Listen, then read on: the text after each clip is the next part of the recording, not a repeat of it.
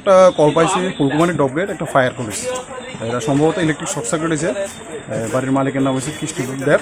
ওনার বাড়িতে বিদ্যুৎ শর্ট সার্কিটে একটা আগুন লাগে। তো যথারীতি আমরা আইসি সেটা মোটামুটি পাড়ার লোকালটা মোটামুটি আগুন আয়ত্ত করে এলেছে। তারপর অবশিষ্ট যা ছিল আমরা আগুন কমেছে। বড় ধরনের কি কোনো বড় ধরনের কোনো ইনসিডেন্ট হয়েছে।